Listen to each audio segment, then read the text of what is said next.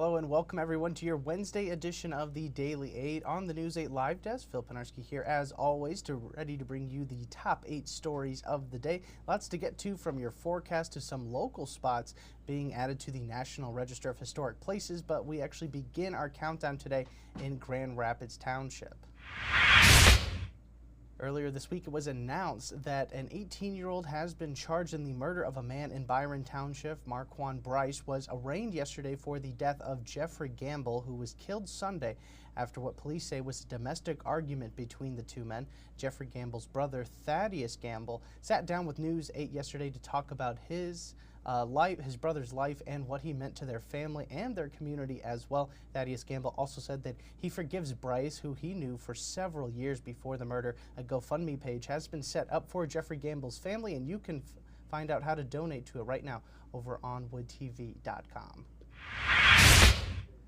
We head to Warren Township now, near Midland, where a man was taken into custody after he shot at Michigan State police troopers and then barricaded himself inside a home for hours. This happened late Monday night and well into Tuesday. Troopers had gone to the man's home on reports of shots being fired. Once they got there, though, the man began firing shots at them, and then troopers returned fire. It wasn't until 4 p.m. on Tuesday that the man was arrested after an hours-long negotiation process. A 12-year-old girl was later found injured inside the home and was taken to a nearby hospital. She is in stable condition at this time. The troopers involved have been placed on leave, which is standard procedure, and an investigation is still underway into the matter.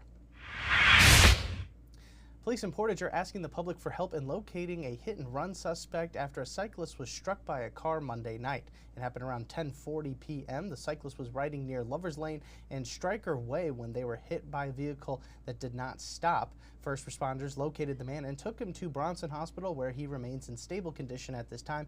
Investigators say that the man was struck from behind and that the vehicle in question is believed to be a black 2016 to 2024 Mazda CX-5 or CX-9. Anyone with information should contact Portage Public Safety or Kalamazoo Silent Observer. Back to Grand Rapids now. Firefighters had to battle flames that broke out at a metal supplier along Alpine Avenue last night. First calls about the fire came in just after 5:40 at GR Central Iron and Steel Inc.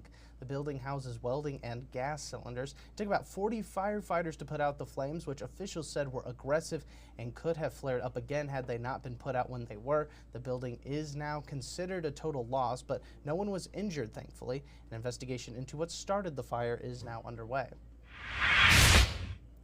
The federal government has ordered work to stop on a program that provides legal services for unaccompanied children in the United States, including here in Michigan. The Michigan Immigrant Rights Center, or MRIC, was just one of the many legal service providers that were ordered to stop work on the Office of Refugee Resettlement's Unaccompanied Child Legal Services Program. The MIRC, said in a press release on Tuesday that this stop will affect approximately 800 children and families in the state of Michigan. It's not clear how long this order is set to last. A similar order was sent out late last month as well, but was reversed by the U.S. Justice Department. In the meantime, MIRC said that it will continue to help its clients as best as they can. A Kalamazoo sports bar announced that it will be closing next month after more than 30 years in the community. Ruggers Up and Under, located at the corner of West Main Street and Stadium Drive, will close for good on March 15th. That is according to a Facebook post by the sports bar. The bar called it a difficult decision to shut things down, but the staff says that they will continue to operate as normal as possible through that final day. The Facebook post thanked its customers for spending years with them, as well as all of the employees who work there as well. Let's step aside now and get you a look at your forecast for today. Here is Storm Team 8 meteorologist Ellen Baca.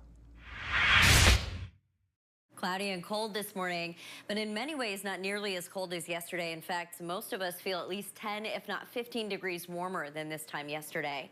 You can see that we still have some areas of snow. We'll watch for those through the day. Most of these should be fairly light, and as we go through the afternoon, a few more will swing further inland, so we all have a chance of seeing some areas of light snow through the day today. High temperatures up near 19, and then overnight tonight, something interesting happens. We could see a band of pretty powerful snow showers rolling into Oceana County and especially Berrien and Cass County. Many of us will not be impacted by this snow band, but occasionally it could brush on shore into spots like Muskegon and Holland before eventually just delivering a lot of snow to northern Indiana. Otherwise, pretty quiet for us forecast-wise. We're going to be seeing slowly climbing temperatures this morning and temperatures later on today climbing up to the teens.